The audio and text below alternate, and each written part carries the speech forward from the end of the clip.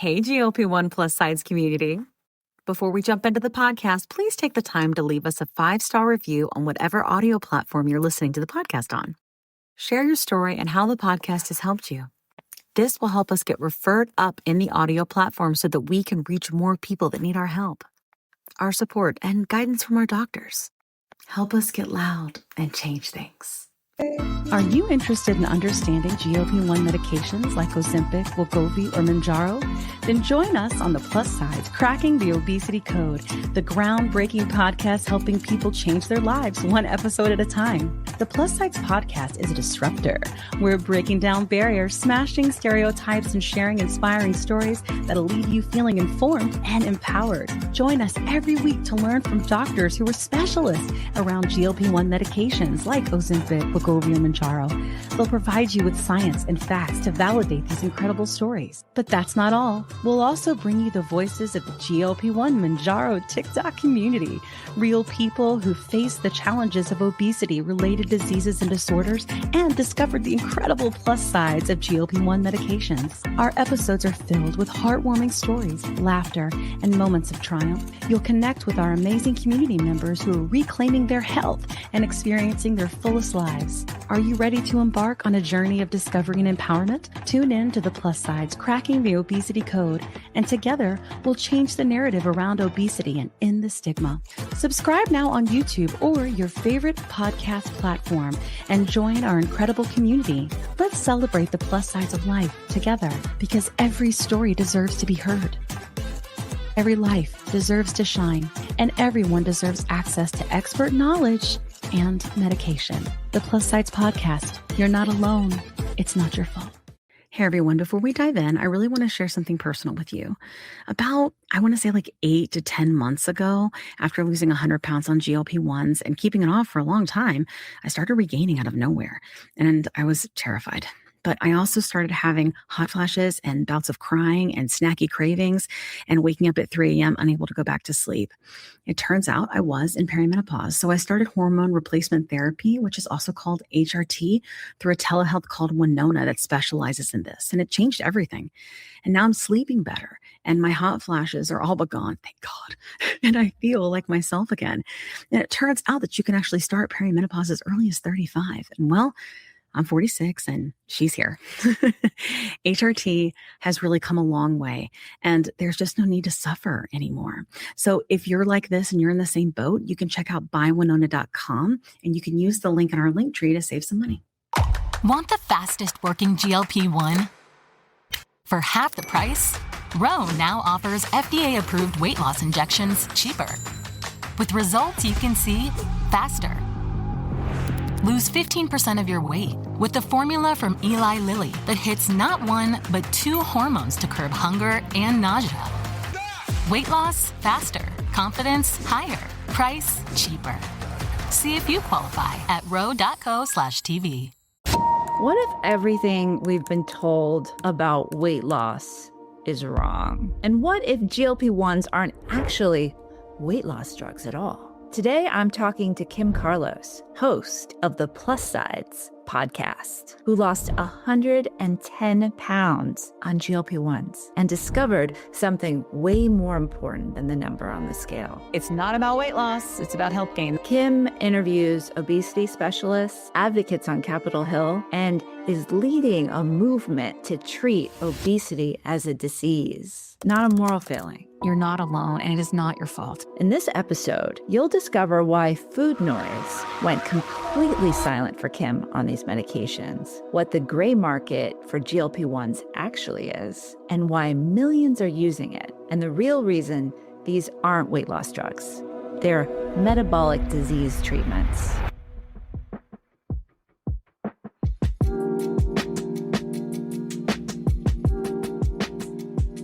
Can you take us back to the beginning of that story and what life was like before you found a GLP-1? I remember when I was a little girl standing over a rice cake in the kitchen with my mom and drizzling chocolate sauce on it. I remember this moment and her sort of taking this opportunity to teach me how to eat. And we did Weight Watchers together.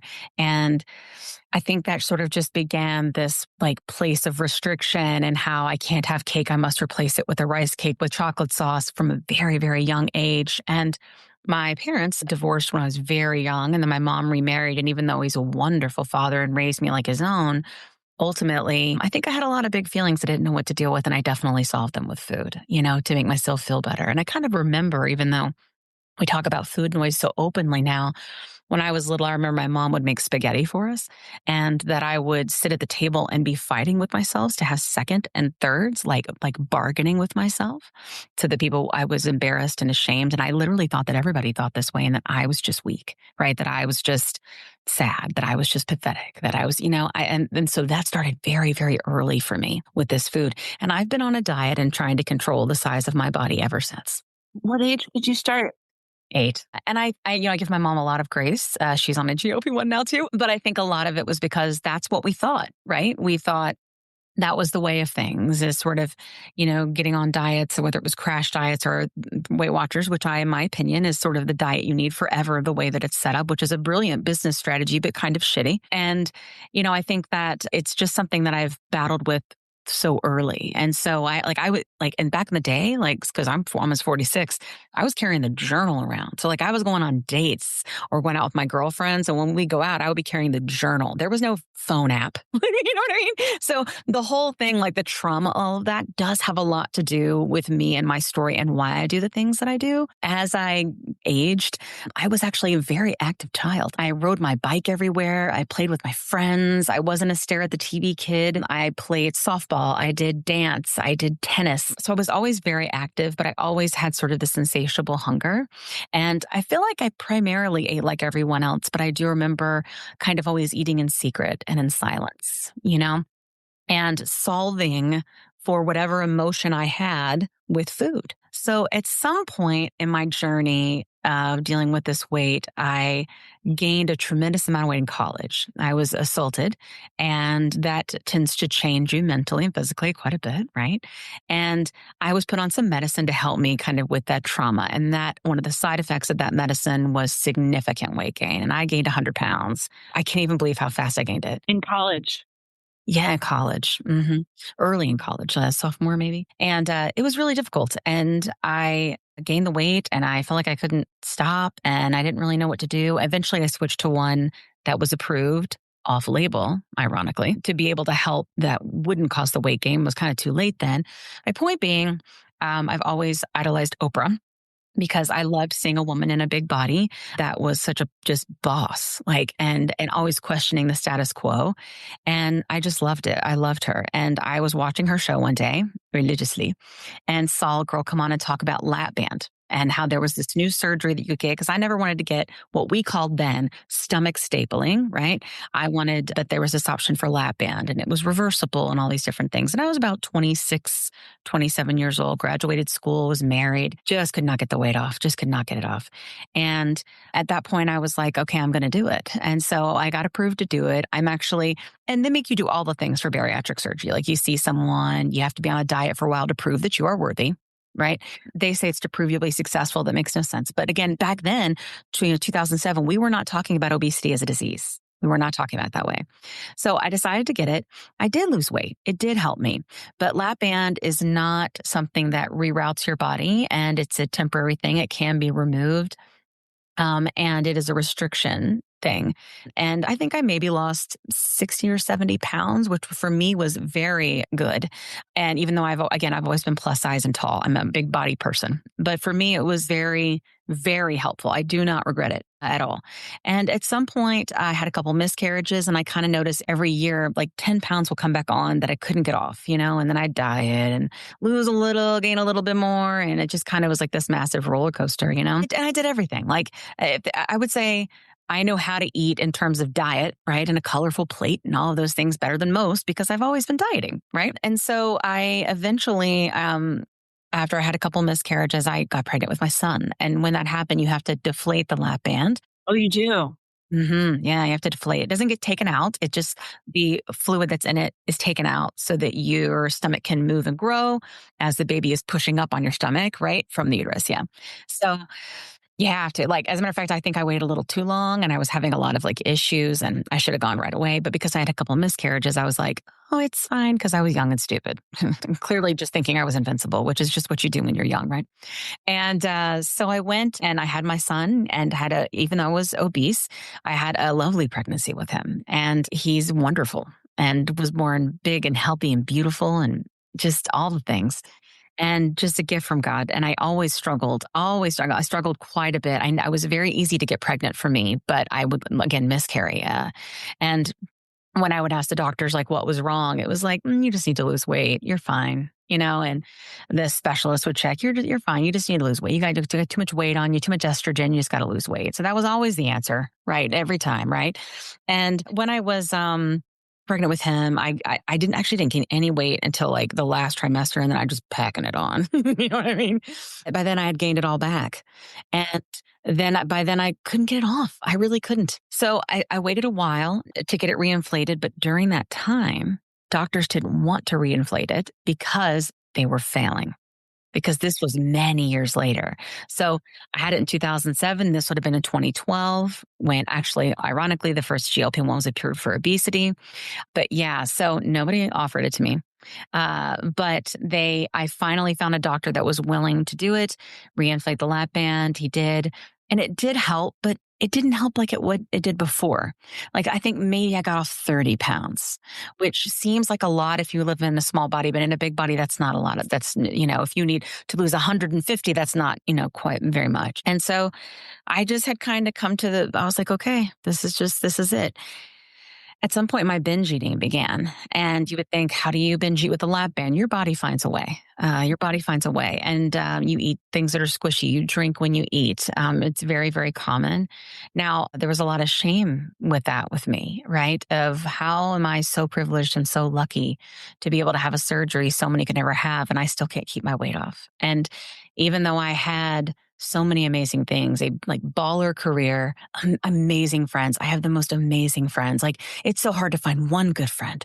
And I just have the most just bottom bitch friends. You know what I mean? And an incredible family and a son and a husband and all the things that you would look from the outside, not rich or anything, but just look from the outside and be like, I think she's got it together. Right. But it never seemed like enough. And it never seemed like I was good enough because I couldn't control something as simple as my food. And I just didn't understand why. At some point, and this was during the pandemic, I, for whatever reason, thought that I could lift a mattress by myself. I decided to do it like a twist motion and hurt my back very badly. And you couldn't go see doctors then, right? That wasn't a thing. So I almost for a year, I feel like I couldn't move at all because if I would stand up for longer than a few minutes, I would fall over. Like it was very bad. And at some point, it was like, I don't have a choice. I've got to go to the doctor. So I went to the doctor.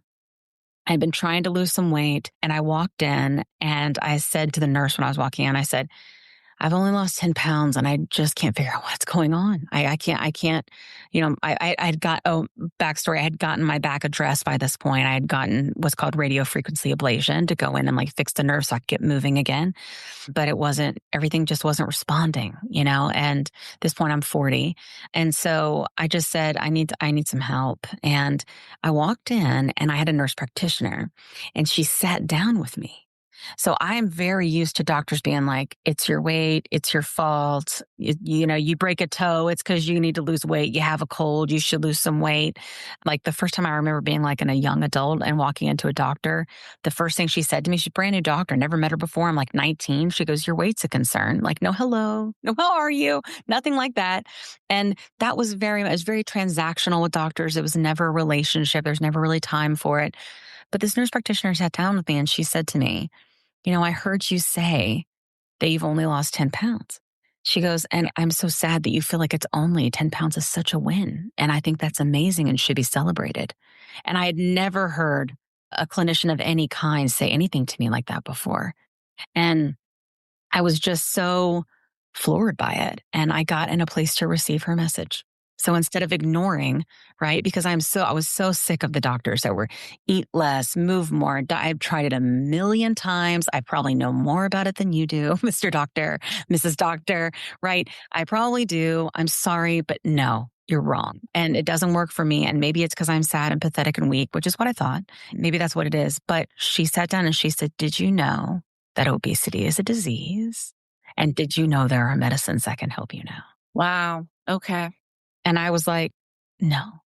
And so I just got in a place to receive, and we like put together this like sort of plan, right? Like, what are we going to do? And it wasn't a plan like nutrition and movement or anything like that, clearly not wanting to overwhelm me. And she lived in a small body. So I think sometimes when you live in a big body, you assume that people in a small body don't understand your struggles. And I don't think that's always true the more I've learned about this. So she put me on Saxenda Victoza, which is liraglutide, because it was during the shortage.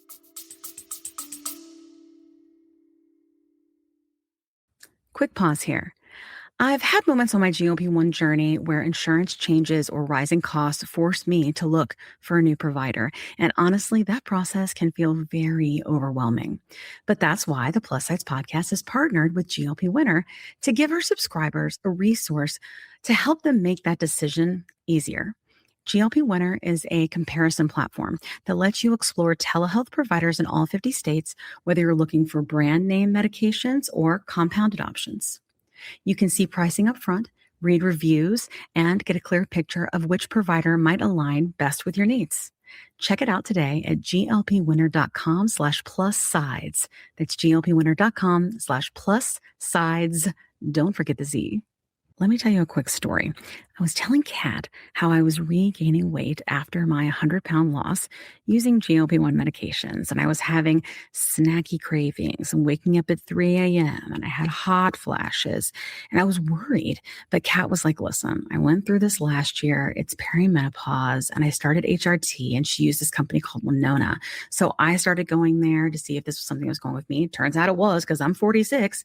And it's been amazing. It's taken a while to find the right dose, but once I did, it's just been huge. I've been sleeping. I feel more myself again, and the hot flashes are gone, which is, geez, really bad. So I will tell you, it's just been so big for me. And so I wanted to partner with them on the podcast because obviously many of our listeners are going through this same age range and definitely are having these issues. And there's just no need for you to suffer. So if you go to the link that's in our link tree, you can click on that and save money. If you go there and you meet all the criteria, and this might be something for you to try.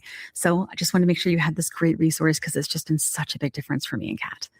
Again, you can go to the link in our link tree and get what you need.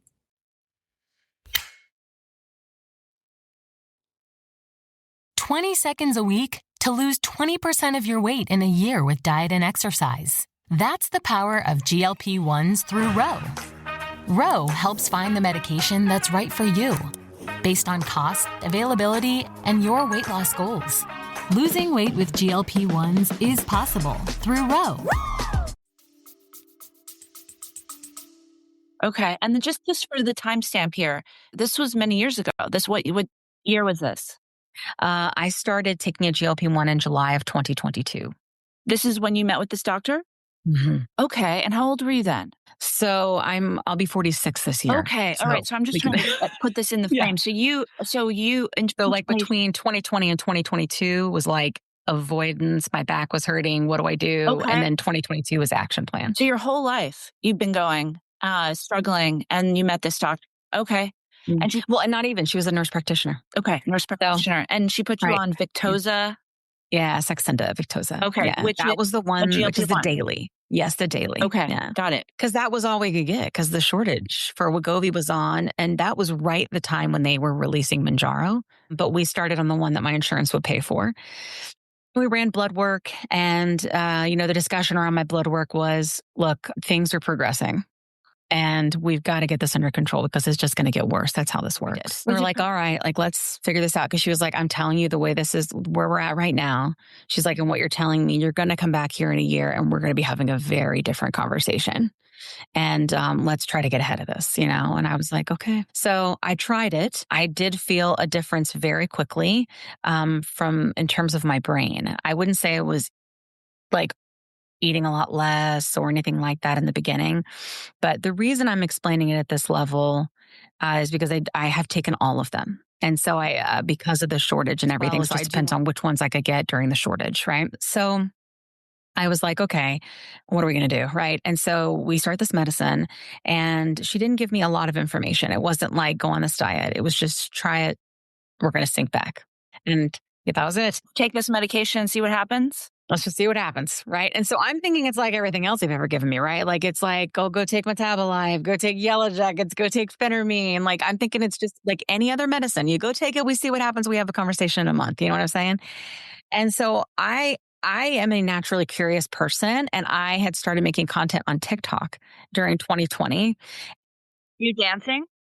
Yeah, singing, singing. Okay. And my son was home with, we were just trying to survive, right? Like with digital learning. He was very little. And I said, Mama's going to join TikTok. What should her name be? And he said, Dinosaur Monkey Farts. And so I was like, all right. So that was my name at the time. And that was my name through all of this. Now, did I think that I was going to become an advocate and all these different things and an activist and all? No. And so it has changed since then. But I am known originally as Dinosaur Monkey Farts. So, yeah. So, and it's because of him. So during this time, I was starting to feel a difference. I got to higher doses of the medicine.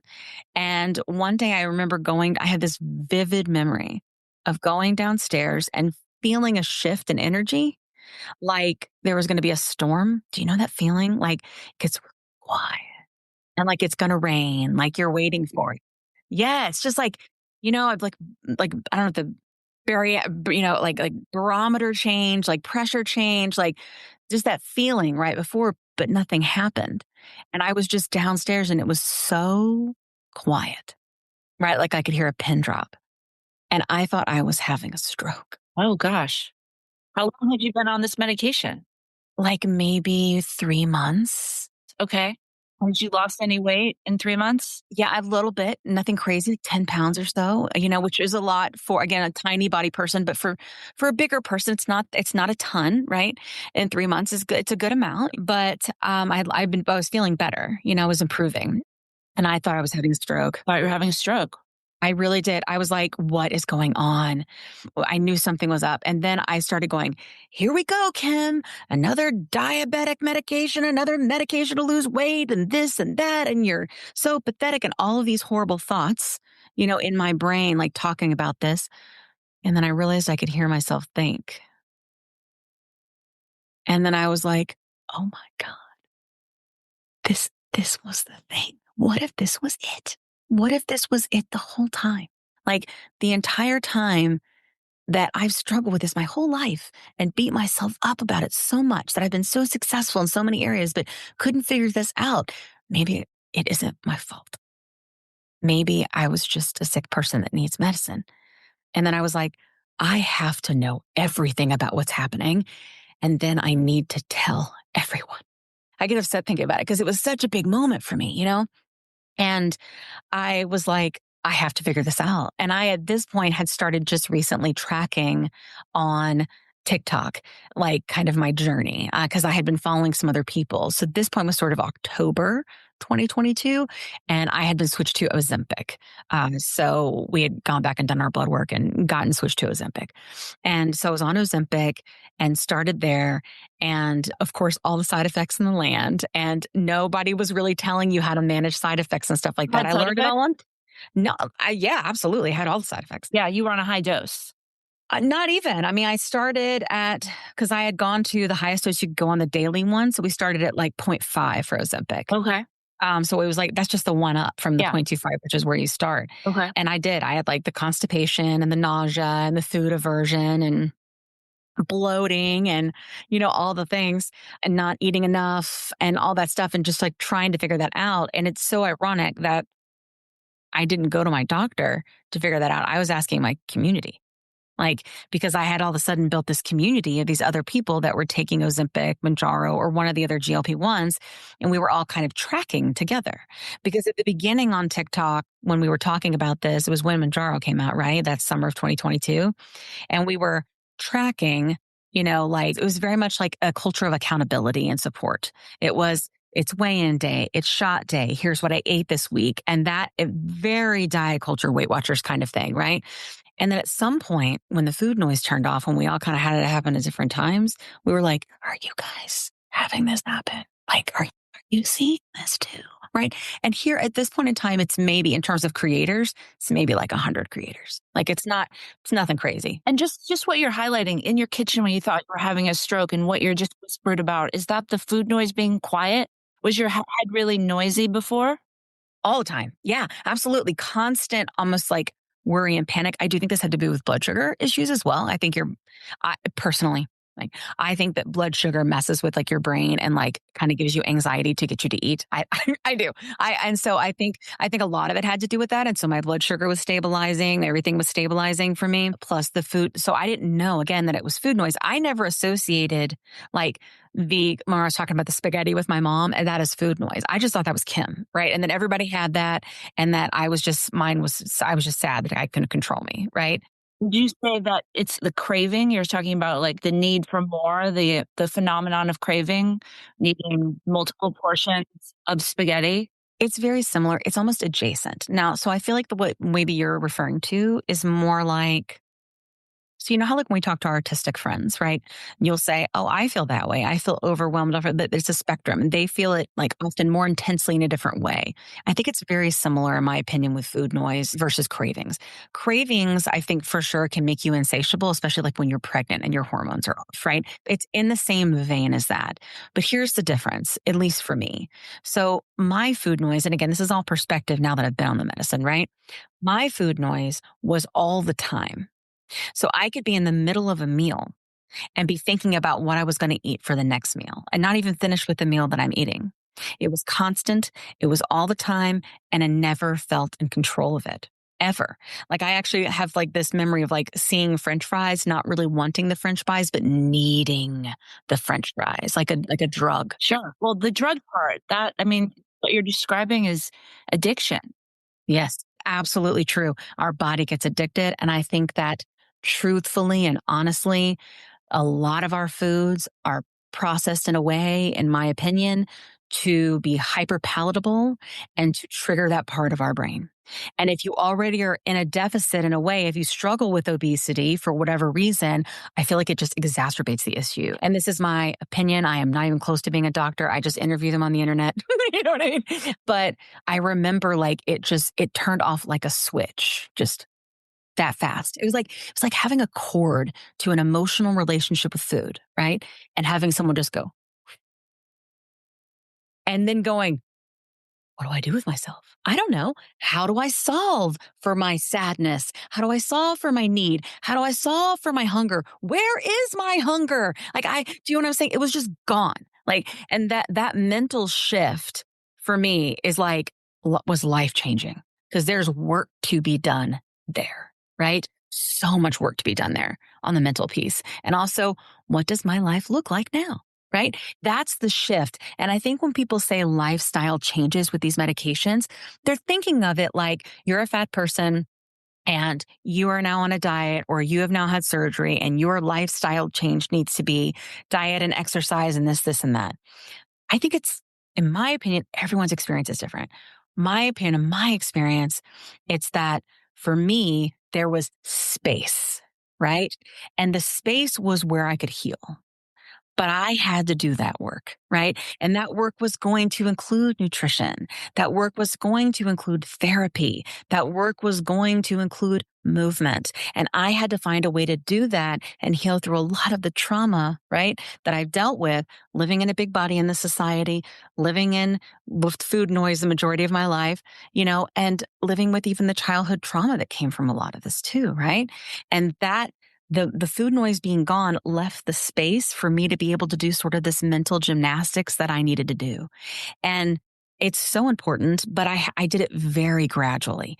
Everything was done gradual, while everything else in my life when it came to dieting was crash course. burn on hard, burn out fast. And this has been sustainable, right? Well over 3 years now. And just on my opinion, finding like a healthier version of myself as time has just continued to go on. Does that make sense? Oh, it makes so much sense. And how did you get the inspiration? Because a lot of times when you find a solution, and as you said, you're an advocate, you Yeah. can feel your passion. It's so inspiring. How did you get the spark for plus size Yes. podcast? Plus And size. it's, Yeah. tell me I'll more. tell you, when it happened? No. It was during this time. So after 2020, and this is all very like social media driven, why this happened. So quick background. My career is what's called a product marketer. I work in technology and cybersecurity. And what a product marketer does is we deeply understand the solution, deeply understand the audience, and then we work very closely within the business as well as with customers and all of things to bring things together with messaging and positioning and to make things that are very complicated seem not so complicated so that frankly, you want to buy it. Okay. You want to use it. You want to take it and solve a problem with it, right? So it's very problem solution and messaging and positioning. I'm very good at my job. I love my job. I love my career. I saw the opportunity with this to do the same thing. So when the food noise turned off and I had that moment that maybe this was it, I need to know everything that's going on, product marketing, right?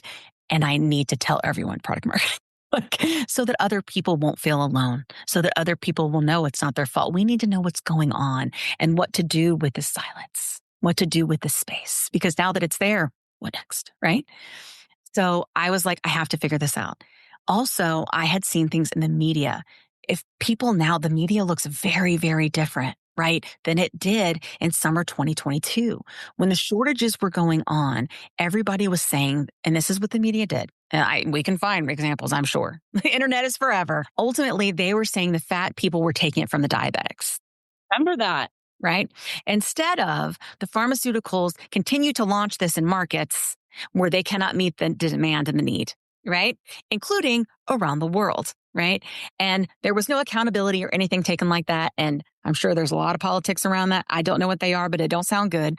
But I think that what we were seeing is we were being villainized. And they were also sort of taking our videos and hiding our bellies and putting us on like GMA and talking about all of this and then interviewing diabetics and kind of having them say things like, you need this to live and stuff like that, which is not true. I can speak from example. It's not true. We do need this to get better, but we aren't going to die without it because the fat people are taking it. That's just not true. So this just like false narrative and this just complete and utter, I don't mean to cuss on your show, bullshit. Just that was happening was just driving me insane. I also felt like they were very much undervaluing the amazing life-changing experience that we were all having. So this experience that I'm sharing with you, while it's unique to me, it is not unique. It is not a unique theme. This was happening to everyone, and we were all going through it together on the internet. And I'm an older, most people on TikTok back then were 20, teens, but here I am, and we're all building this, what is now a community, a massive, thriving community. Even when they try to shut us up, we just keep coming back. Another story, another day. Again, I'm a lot. I love you. You're awesome. And this is on TikTok that you're having this conversation. Yes. So we're all talking. So one day I sit down and make a TikTok and I go, guys, what if we have our own podcast? What if we elevate this conversation? What if we have everybody come on and tell their stories? And then what if we bring on doctors to validate those stories with facts, science, and data? What if we do this? You in? And yeah, they were. And I did a poll. I had people tell me if they were in. And I was like, all right, how am I going to accomplish this? Because I have a full-time job. I have a special needs family. And my friend Kat lives here in Atlanta. And we used to work together years ago. And then I met a new friend, Janine, and she lived in Atlanta too. And we were like, let's just try it. You know what I mean? And we were seeing these doctors on TikTok and they were the first ones that were coming forward and going, let's talk about the studies. Let's talk about what's reality. Let's talk about the disease. Let's talk about why not your fault. Let's talk about side effects. They were leading the way. So people like Dr. Spencer Nagoldowski, even Dr. Myra, Weight Doc, if you don't know Weight Doc, all those people on TikTok, they were leading that way for us. They were holding the torch so we could all understand. The issue was that the misinformation and the lack of knowledge and education, even of PCPs who were prescribing the medications, was so vast that people were coming to us. And so we all just started going live. And when we were live, people were asking us like all these questions, like, what do I do? Because I'm constipated. I can't eat. What? And we kind of somehow all ended up working, like getting a blueprint of lives of how to answer those questions without giving medical advice and doing it in a way where people could understand and empowering them to have the conversations with the doctors they needed to have and all of that. And that's what we started to do. And the gap was massive. I mean, there were doctors that were prescribing during the shortage wegovy at dose 2.4 when you're supposed to start at 0.25, right? And people were very sick, right? And we were like, no, and then there were people coming in that were also very sick that were saying, things like, oh, I don't, so again, this like, I'm trying to describe it as like this boiling point for me, right? Like, so it was like, they were coming in and saying like, I'm so sick, but I don't want to tell my doctor because this is my last chance. This is the last thing. It's my last opportunity. I've tried everything, right? And there was no compounding happening? Nothing really yet. I mean, compounding, I think, has been going on for quite a while from the peptide perspective, Well, I right? mean, compounding has been going on forever. Integrated functional doctors, so they're custom doses. But at this point, you're it was not mainstream. It was just becoming mainstream. And you weren't aware of it. Oh, no. So I would kind of say I was at the helm of it. I mean, so I wasn't aware of the pieces that you're talking about, like sort of the peptide world, the doctors, like the functional medicines, not aware of that at all. So the people we were talking to were people that were brand at this point. It wasn't a lot of like, I'm on semaglutide and stuff. This was so early. I mean, like July 2022, right? So the shortage hadn't really happened yet. But as soon as the shortage was there, that's when compound and telehealth exploded. And so I was right in the center of that. When did the shortage happen? It was, so it started in 2021, I think was the first one. Okay. And so and people were coming on to your lives and they were asking you, what do I do? And they were mostly hundreds and hundreds of people. About brands. Okay. Brand mostly. Okay. Yeah. And then it started to shift because people couldn't get brand anymore. Yeah. So they were switching to compound, and compound was astronomically still expensive, but not as much as brand. And people were on that. And then over time, more people started it. Compound. It was very looked down upon in the beginning. And back to so all of this is sort of like going on in my life, right? Like, and I was like, I have to solve for this problem. This is not a 3-minute TikTok. This is not a live. We've got to find a way to take these stories and blend them, right? And so that's what I did. And so when we started it, it was like, we just sat down on, it was like, I was like off for spring break, and me and the girls and a few doctors got together, and some people, and we told our stories as like the community stories to start. And then we validated what that meant. Right. And that's like the first few episodes of the podcast.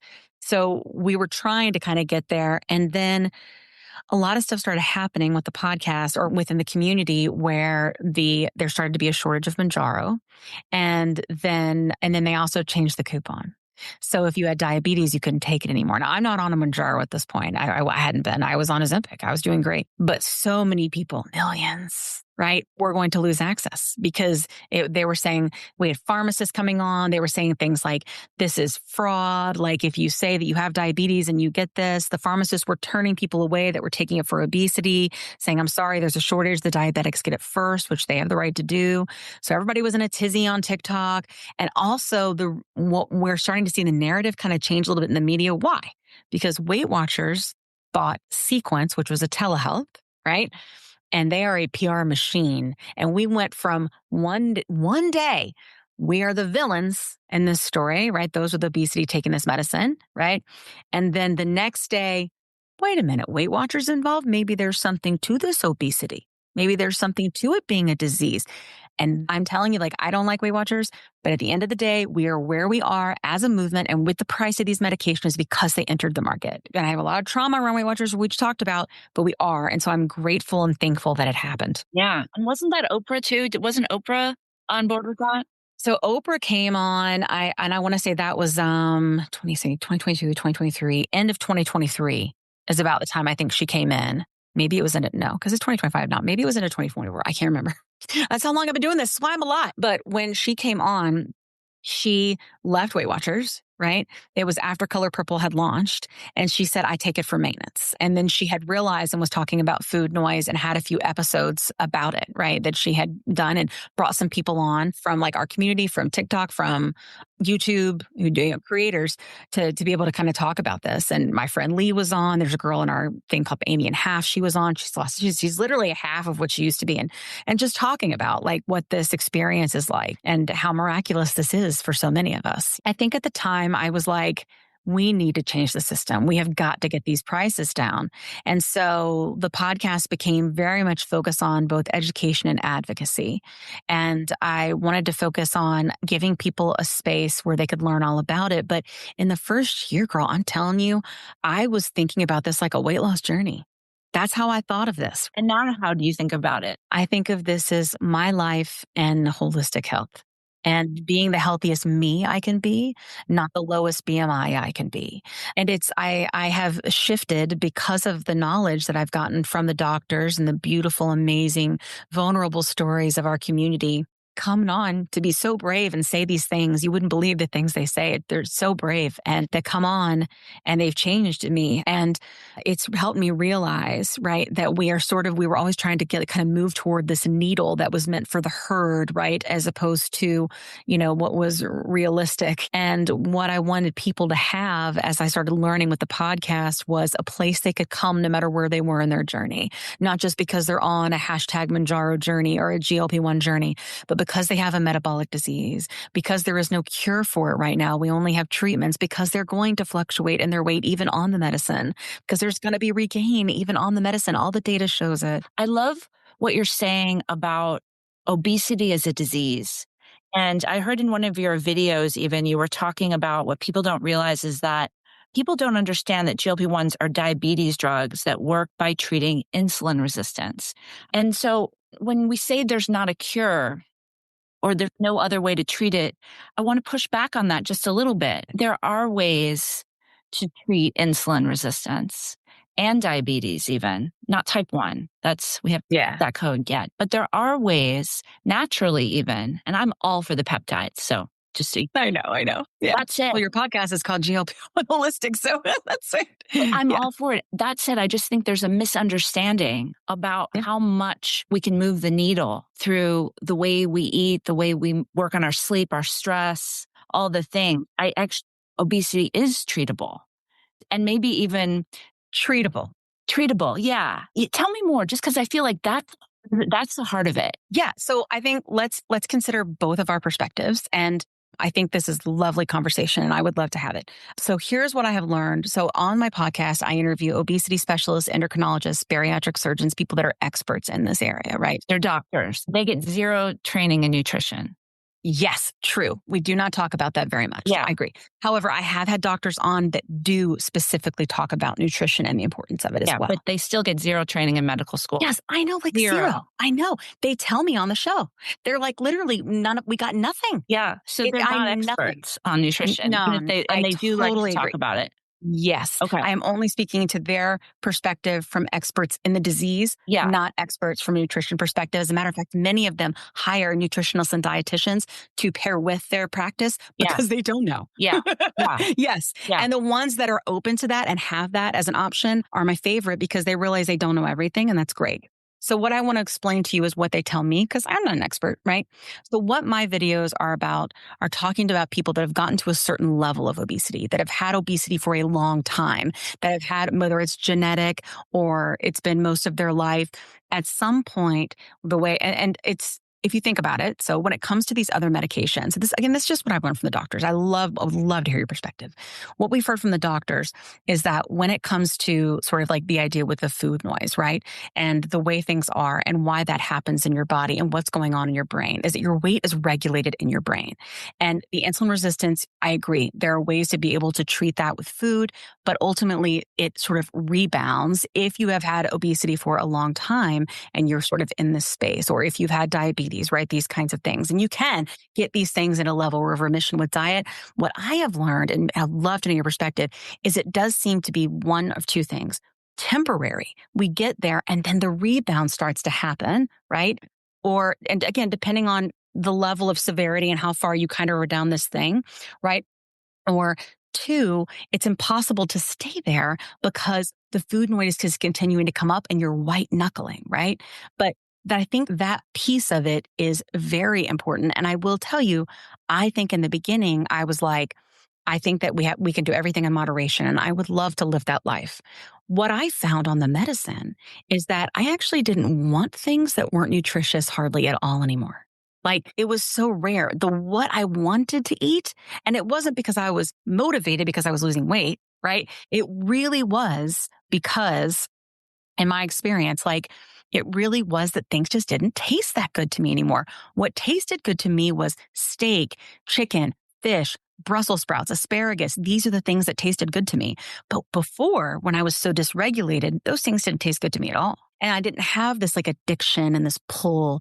But once my body started to stabilize, then the nutrition was able to stabilize and be sustainable. And so I think the reason I talk about this insulin resistance piece is definitely, I'm speaking to definitely my community, not a weight loss community. I'm speaking to people who have had obesity for a long time, and those with diabetes, and it being so far down the dysregulation path, right? And them have trying the nutrition, having that rebound.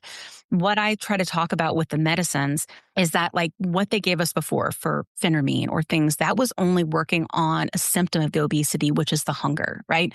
But the medicine, the way the doctors explain it to us, work on the insulin resistance. So they help your body, right, process insulin more efficiently if you have a dysregulation in that area, which, from what the doctors have told me on the show, not about 93% of people do, right, that have obesity and that have had it for a long time. We know there are non-responders, right? And it helps them in that area. So I think it's less about that we can't solve it. I think it's less about we can't get in a remission with food. I think it's less about any of that. I think it's more about how do we get it to where mentally and physically you can sustain those changes that you've made with food, to where you're not fighting yourself with that food noise every second of every day. Because every time I've tried it, the way that the restriction is, eventually my body is trying to regain. Like, I think about the way food is for me. Like, I remember having this moment on the medicine where I was looking at one of those Little Debbie cakes. We were big Little Debbie cake people. And I was hungry, but I didn't know that I was hungry because I had the medicine. I didn't know. And I was like, that's what's to eat. And that's what I would normally eat if I was just grabbing something fast and on the go. And I was like, but I don't really want it. And I had this shift. Like, and I was like, I'm going to eat one of these little balanced fast breaks that had like raisins and nuts and cheese in them. And I ate it. I was very satisfied. And I was like, oh my God. Like, just understanding the difference, like that gymnastics I've never been able to do before. It was just automatic. It was just, I couldn't help it before I knew it. It was in my mouth, this addictive piece, right?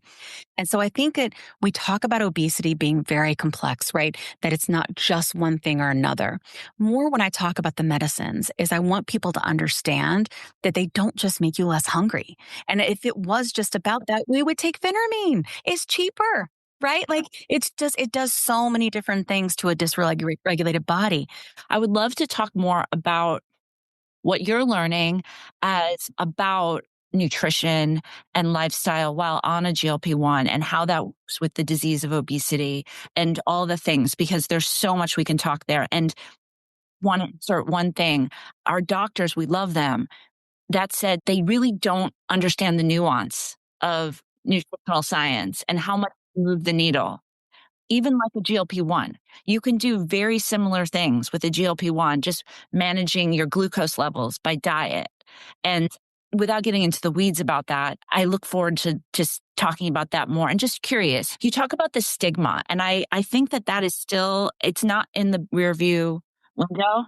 And although people like yourself, and hopefully what I'm doing as well, is helping to maybe destigmatize it, but what are you seeing about the stigma? I mean, people are saying it's a shortcut. They're embarrassed to say that they're on it. What do you think about that? Yeah, I think that it's because a lot of people don't want to accept that obesity is a disease and that it's chronic and that it's progressive. And so if we were talking about anything else, and if you think about it, if you hear people that have obesity and have type 2 diabetes, which we know are most people, that if you hear them, nobody is saying to them that it's or to me, right, that I'm taking a shortcut because I'm on Mounjaro to treat my blood sugar, right? Nobody's saying that. No, and I really do think it's a level of acceptance of this disease, of this being a disease, right? And I think it is very much, and I think you're right, what you're saying about food and being able to control these things, it's true. What I have learned is it's that the brain continues to fight us and it's that struggle. And that I think the medicine helps with that struggle. And then that way we can do all those things and those things stick. And I also think it can make the medicine work better.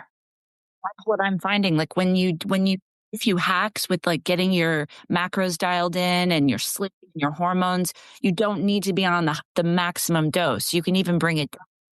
Totally, especially for maintenance. Like, is there a way that we can be on less medicine and be able to do food medicine like with combined? It is not simple. It is not just this. It is not just that. It is a combined. It is a very complicated disease. Yes, it is. And just to pivot for a second, Rosie O'Donnell, how did you get her on your show? That's so cool. Oh, yeah. So Rosie was creating content and was on Mounjaro about the same time this all was going on. And she was having these like moments, these no food noise moments. And again, Rosie's been on everything, right? Like we all have, right? So this is different. We all felt the switch. We all felt it be different, right? And Rosie had started taking it for her diabetes and had lost weight like very quickly. Rosie has had a heart attack. She talks about this on her social. And so she had been big on TikTok at the time. And I followed her because I love her. I do not care what she thinks politically. That's just who I am. But I love her. I think she's wonderful and a very kind, special person. But she didn't follow me. And I'm, because like, even though she followed some people in our community, when everything happened with the coupon about to end, like completely, where people were going, as they did a year end, right? So the coupon was going to end. People were not going to be able to get Mounjaro anymore. And zepbound, there was no zepbound yet, right? Like there was no approval for the obesity versions. And so all of these people, my community, I saw talking about, I can't go back. I can't go back, and just suffering and the needless suffering really gets to me. It keeps me up. And I was like, I think that we have to think about like, how are we going to level up this conversation where it's less, because everything in the news was all giant people, tiny body, amazing weight loss drug. I actually talk about how this is not a weight loss drug all the time. I don't think it is. I think it's a treatment for diseases and disorders. And that's what I think it is. But that's how people understand it because of how our culture is, how our country is, how, diet cultures, all the things. And so I just was like, I need to get her attention. And so I found a video that she had, and I asked the community, I was like, I'm going to do some shenanigans. I'm going to do a stitch of one of Rosie's videos, and I need you guys to tag her in the comments so that it will raise up and she will see it. Now, this doesn't work as good now because TikTok's a lot bigger, but it worked.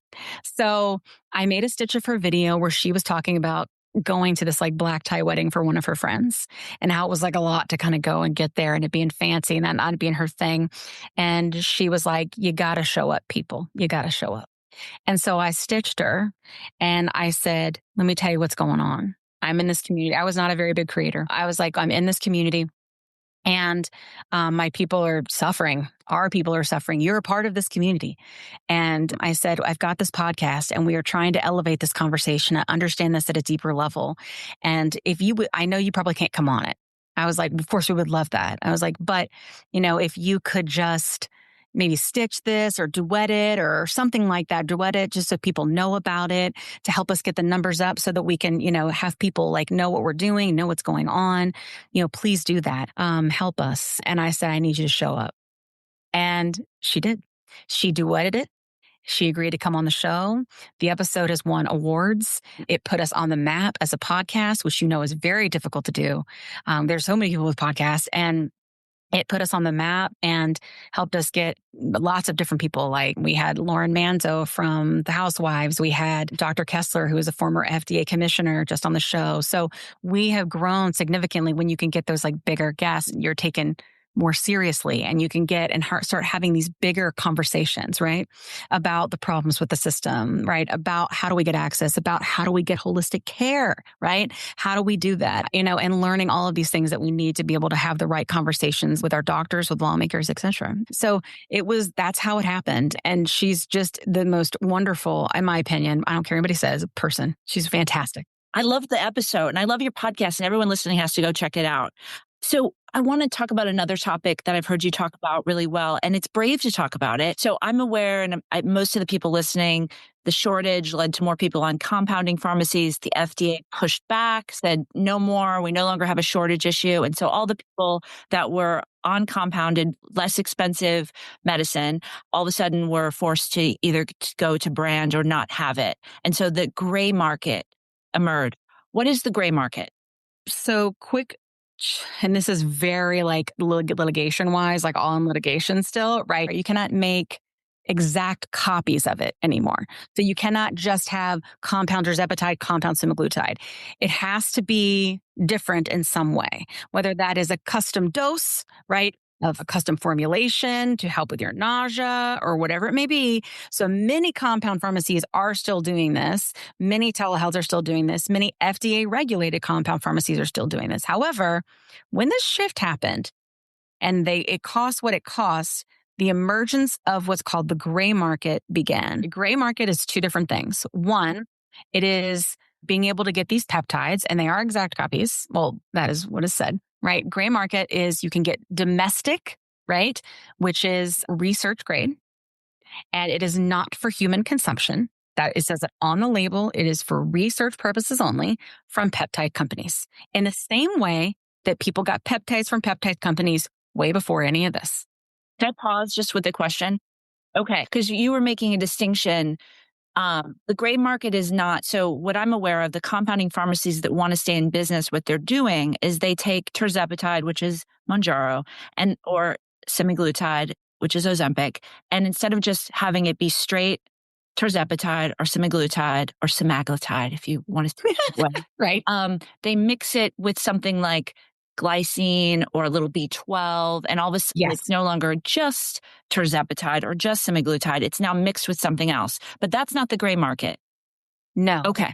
That is still considered pharmaceutical grade material. Okay. And because it is coming from FDA regulated pharmacies. Compounding pharmacies. Because there's compounding pharmacies that are absolutely still in business. Absolutely. And that's how they do it. And they get, I think, that workaround because they can say, if I have a patient who is not served by a brand name, they maybe have nausea or they can't take the custom dose. I need to, not the custom dose, the branded dose. Yeah. I can make them a custom dose that works better for them. Yes. Okay. And therefore that's a workaround. It is, because technically that's the space that compound pharmacies fit in now, before any of this for any other medicine at all, right? So right now it is, and right now is okay. And that being said, I do think it is a quote gray area, right? Which may be why people think that's gray. Gray market is different. Gray market are research grade material, right? Research grade peptides that are told to be not for human consumption, that you are not supposed to take, that definitely if you do take and have issues with, you have no legal recourse because you are not supposed to take it, and it says it on there. And that is the same sort of idea of people like I hate to say this, like gym bros, like that's what we all call them, right? That have been doing peptides for like ever, right? It's the same, like that's gray market. There is another gray. Now, this is what people in the community call gray, or people who maybe are a little more ignorant or want to call black market. And that is from overseas. It is literally getting the API, getting it to your house, and then both of them are mixing at your home. Like both, they're not mixed for you. Compound pharmacies that are like legit, like the way that I'm speaking to, they mix them for you. The dose is there. They have a prescription. It's got your name on it. Like, it's different. This will come to you in like a box that looks like you bought something from like Bomb Party, like something online, like in a bubble wrapper. That's how it comes to you. In powder, and you have to mix it with water. It comes with what they call it a puck. It's like a little, it's like, it's not even a powder. It's it's hard. It's in the bottom. And then people mix that backwater with it, right? And so they mix it and then they have it. And it looks like the ones they would get from the compound pharmacy. Which is kind of scary. It is scary. But here's the thing. Many, and when I say many, I mean millions of people are at the point now. And honestly, to be honest, the gray market, the domestic gray that I'm speaking about, the prices are not, in my opinion, that much different than what you're getting from the, I want to say within $100 or something, right? But when you're any kind of person, like $100 is $100, especially in this economy, right? And I think so there's that. But then people kind of tried that and got their feet wet. And then now they've gone gray. Gray is different. That is buying literally the API from another country. There are buying groups They get together, they buy it, they test it, they hope it goes well. But there are also people who are doing that and not giving you the actual stuff. And there's scams and shopping cart experience. And this is my concern. These people don't have doctors. These people don't have clinicians. They are mixing it at the home. They're injecting themselves. But I'm telling you though, I would say that I would say there's probably, I bet half of my followers are on gray, on one of the grays, whether it's peptide or other C's. And it's because of the price, right? But there are many people who try this and they don't have any experience like with any of this. And what I mean by that is they've never taken the brand or they've never taken a compound or they're not involved in a community. And so they're trying and doing this and then people get sick and they end in the hospital and all the things. I don't want it to happen at all. And anybody that follows me knows I want you to go to the pharmacy and pay $25. That's what I want. And I want you to be under the care of a doctor. And I want you to have a nutrition plan. And I want you to have community. And I want you to have all of this support that doesn't exist. Like, at least it doesn't exist in scale. It doesn't exist in mass. It's just, there's so many of us that are sick. And so I think that's my biggest concern. I don't want it, but they're solving the wrong problem. Like the government is still trying to well, let's stop it all from coming in. But you're just getting all these people, these are all the sick people. Get the price lower. We have to find a way to get the price lower. We have to find a way to educate the PCPs better so they know how to give better care in this area because they're the first line of defense. And with the amount of people that have obesity and the amount of people that have overweight that are heading in that direction and the amount of people of all of those that are heading to be diabetics, there are not enough specialists. There are not enough doctors, certainly not educated in this area, right? So I got to do this spot with WebMD Medscape where they interview me about my story and then they take it to these events, all of these different events that are educational events for PCPs where I'm telling them these things. Like, you've got to find a way to understand this. We're at a point where we need you. You're the first line of defense. You're where people are coming. A lot of people are going to telehealths. Most telehealths are shopping cart experiences. Most telehealths don't tell you about nutrition importance. Most telehealths don't tell you about the importance of movement and strength training. All those things I learned. And I didn't know, I didn't understand how important strength training is for weight loss, for health. Not at all. Didn't at all. Because when you're in diet culture, they tell you to eat less and move more. That's the direction.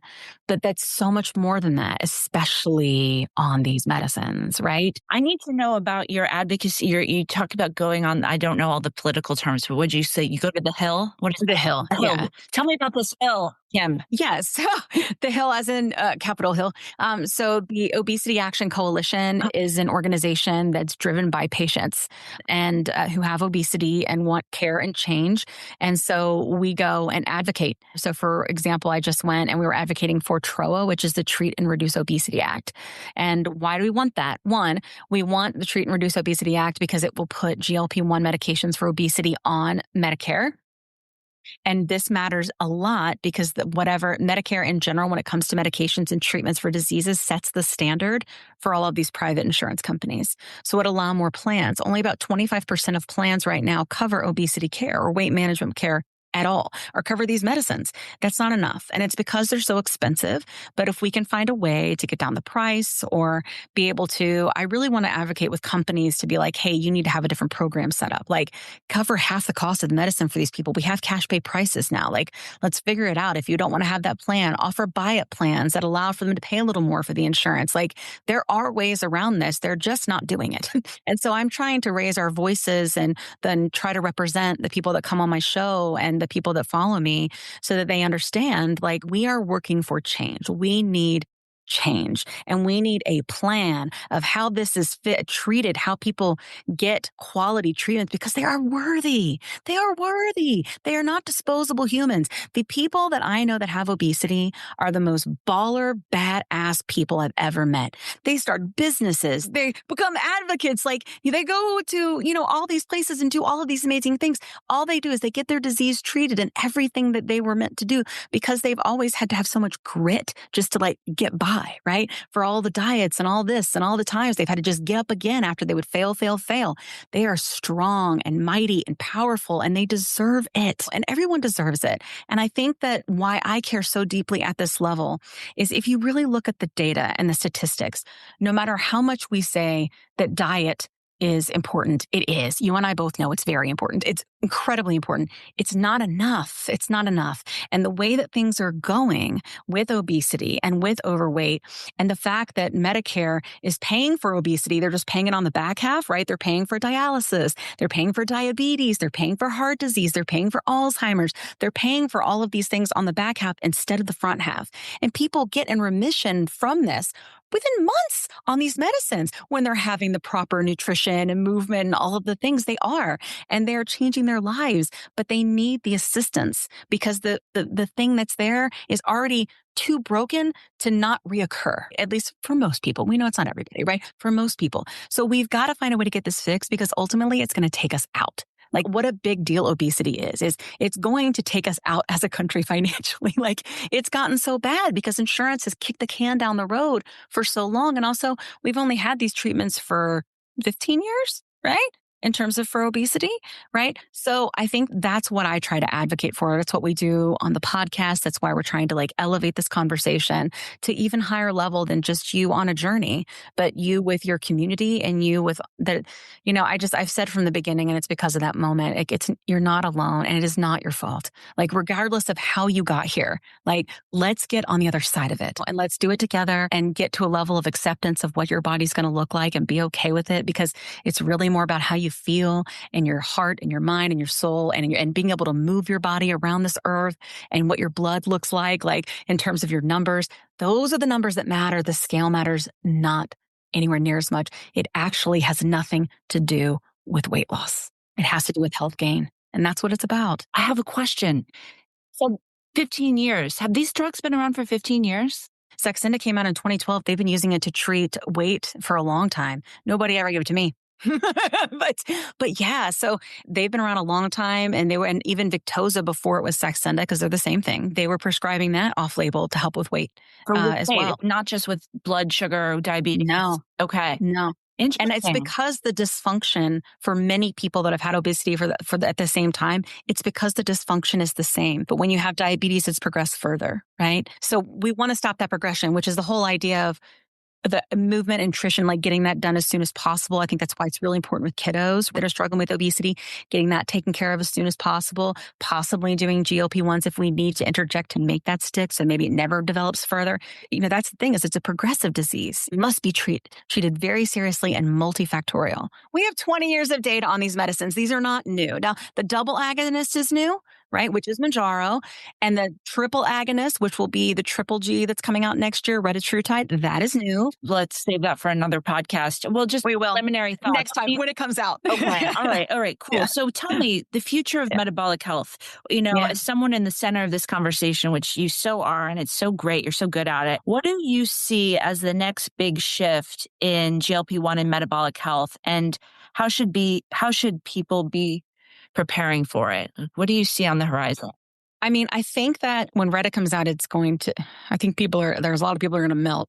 You know what I mean? People who hit caps, right, of their weight loss like myself. So I still live in a big body and I would say I eat quite nutritiously and I exercise every day. You know what I mean? So yeah, you hit a cap and Retta allows for even more with this triple agonist. And I think that combined with nutrition and movement, like we're going to see people get a lot smaller, right? So people are going to get in remission from almost obesity, like because there's no cure, right? It's remission and get in this state, and I think that is very exciting. I think what's also going to be very interesting to see is now that the future of these medicines seems to be combination therapies. So again, we should consider food as therapy. Okay. So in my opinion, I did not think this in the beginning, but I had to get to a healing place here, right? It is, right? It is a part of your therapy. That plus your movement, plus a lot of times we need additional help because again, the weight is regulated in the brain. So a lot of times some of us need Wellbutrin or Contrave or Qsymia or Phentermine combined with these medications. This is common to be able to do together so to be able to control the food noise so you can stay on that path, right? That's the thing is being able to stay on that path and not have your body and your brain fool you into going a different direction and giving into it and losing beginning all over again in a bad way. So I think the future is seeing these combined GLP-1s, these combined therapies, and then hopefully getting at a place where people understand what maintenance looks like. I do not think this has been defined well yet. I think we're sort of defining this as we go. What does it look like for those with obesity? What does it look like those for diabetes? What equals maintenance? Do we need to up and down our dose when this happens? Do we need to lower our dose and change our food? Do we need to combine things like hormone replacement therapy? I think it's going to be a moving target that's going to continue to move forward. I think that there is, while we see long-term studies for these double and triple agonists, we don't have anywhere the data on them that we have on the single, right? And what I mean by that is just GLP-1, right? And so I think the single agonist, we got 20 years of data on, right? But now we're getting into the double where we have, I think, maybe 3 to 5 years of data on. Like the studies were 3 years, and you think they did probably a lot of like in-lab studies and stuff like that, making it before that, which I can't speak intelligently to, but I want to say a few years, so that, and then we see it in market. So quite a lot of data to show this is very beneficial. I think that what we're seeing as people who have been on it from the get, right, is that there is regain. There is regain. There is regain. There is change in your body. And it's that adjustment of what do we do now? Right? Regain because this is a whole separate podcast, but Yeah. See, I told you I was a lot. I think a really cool podcast could be about plateaus, stalls, regain. Let's do that on Dosing. Yeah. I'd love to do that so much. Yeah. Girl. Okay. So just because I'm so excited. So I'm so excited to learn from you. I can't wait to come on the show. It'll be so great. And right back at you, girl. I've learned so much just by having this conversation. And I know I can just hear the audience saying, thank you, Kim, for being here and sharing your knowledge. What's up for you in the next 18 months? What are you excited about? Well, I'm being featured in a documentary about this from a director out of actually Denmark. And so I don't know when that comes out, but it's still being filmed. We have obesity. I know it's very exciting. We have obesity. And of course, this is the message I'm saying, right? Like it's not about weight loss. It's about health gain. That's the message, right? And talking about the issues with being in a big body. I think that in a lot of times, like we get when we're on TikTok, we think that we've kind of gotten through this bias. No, it protects us. The algorithm, even though it is incredibly silencing and controlling, it also is protective. It keeps a lot of the trolls and the people that think that we're straight trash out of it, because every now and then it'll break out and you would not believe the comments that these people say. Like, we are not far enough along on this journey, And so I think like that's what we're going to see, right, as things coming out. So I plan on doing that. I'm writing a book. It's called Our Last Shot. And it is, it's a play on words, obviously, but it is about my experience, my journey, like all of these things I'm talking about, and what's next and all the things I'm learning. So when that comes out, I don't know. I'll let you know. I'm still working on it. But it is because a lot of people felt like when I was in the lives, remember, like I told you in the beginning, that they felt like, this is it for me. And I don't think that necessarily is. I think that where we're going, right, and even the genetic testing that they're doing for obesity, like they're literally trying to find a way to edit your gene so that you cannot have this issue. Like, it's fascinating. It's many, many, many years away. But I think what's exciting is that if you have children, right, knowing that maybe your child will never have to suffer is one of the most incredibly uplifting things in a country where I think we need that right now. So the documentary will probably come out next year. I don't know when. I'll of course let you know when the book is ready. I'll let you know. But yeah, so those are some things that are going on. And the WebMD piece is out and being played with Eli Lilly and all of these different events. So when that's able to be shared, I'll share it. But it's all being rolled out there, and so I'm hoping that will lead to some more things. But the advocacy piece and trying to get the Treat and Reduce Obesity Act out and working with the Obesity Action Coalition to try to change things. My thing has always been, let's get loud and change things. It's the end change things that's important. And here's what I know. I cannot do it. It is not me. It is us. It is the collective. It's all of us together and all of us going, this isn't okay. And we have data now, and we don't need any more programs, and we don't need any more tests. We need access, and we need care. We need good quality care. And that is missing. And we need that. Wow. Mic drop. Boom. Boom. Girl, good place to end. Yes. I am so happy to have you here. This has been so much fun. You are a wealth of knowledge, and you're really fun to talk to. And I wish we could talk for 2 more hours. We'll just have to do it again. So Kim, thank you. I'm really grateful. And let's just say goodbye for now. For now. And then we'll get you scheduled when you have some time, when you're back home. And we'll have you come on. And I want to learn about macros. I don't know anything about macros. If you could teach me all about that, I would love it. I don't understand it. I don't know what it is. I'm scared to ask. Okay. Well, awesome. Sound good? Yeah, sounds amazing. I'm so glad we met. Thank you for having me on. I appreciate it. Anybody that wants to follow me, I'm usually DMF something on all my socials. And of course, the Plus Sides podcast, if you're a podcast person, which you are, if you're watching this. So we would love for you to come over and hang out with us and join our community. Yes. And we'll put all your information in the show notes. You're such a wonderful follow. Everyone's got to follow you and sign up and all the things. Thank you again, Kim. And bye for now. Let me tell you a quick story. I was telling Kat how I was regaining weight after my 100-pound loss using GLP-1 medications, and I was having snacky cravings and waking up at 3 a.m., and I had hot flashes, and I was worried. But Kat was like, listen, I went through this last year. It's perimenopause, and I started HRT, and she used this company called Winona. So I started going there to see if this was something that was going with me. Turns out it was, because I'm 46. And it's been amazing. It's taken a while to find the right dose, but once I did, it's just been huge. I've been sleeping. I feel more myself again. And the hot flashes are gone, which is, geez, really bad. So I will tell you, it's just been so big for me. And so I wanted to partner with them on the podcast because obviously many of our listeners are going through the same age range and definitely are having these issues. And there's just no need for you to suffer. So if you go to the link that's in our link tree, you can click on that and save money. If you go there and you meet all the criteria, this might be something for you to try. So I just want to make sure you had this great resource because it's just been such a big difference for me and Kat. Again, you can go to the link in our link tree and get what you need. Today's episode is brought to you by Ro, a telehealth platform that's changing the game of GLP-1 access. What sets Ro apart?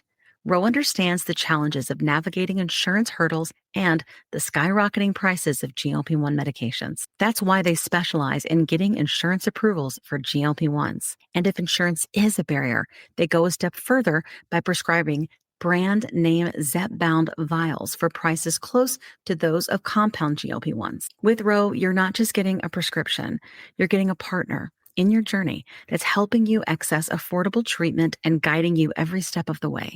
Whether it's insurance approvals or cost-effective alternatives, Ro is here to make sure that you get the medication you need. Visit ro.co/plussides with a Z today to see how they can help you take control of your weight management journey with affordable, accessible care. That's ro.co/plussides with a Z, making healthcare work for you. Check out the link in our show notes for more details. Are you interested in understanding GLP-1 medications like Ozempic, Wegovy, or Mounjaro? Then join us on the Plus Sides, Cracking the Obesity Code, the groundbreaking podcast helping people change their lives one episode at a time. The Plus Sides podcast is a disruptor. We're breaking down barriers, smashing stereotypes, and sharing inspiring stories that'll leave you feeling informed and empowered. Join us every week to learn from doctors who are specialists around GLP-1 medications like Ozempic, Wegovy, and Mounjaro. They'll provide you with science and facts to validate these incredible stories. But that's not all. We'll also bring you the voices of the GLP-1 Mounjaro TikTok community, real people who face the challenges of obesity-related diseases and disorders and discovered the incredible plus sides of GLP-1 medications. Our episodes are filled with heartwarming stories, laughter, and moments of triumph. You'll connect with our amazing community members who are reclaiming their health and experiencing their fullest lives. Are you ready to embark on a journey of discovery and empowerment? Tune in to the Plus Sides, Cracking the Obesity Code, and together we'll change the narrative around obesity and end the stigma.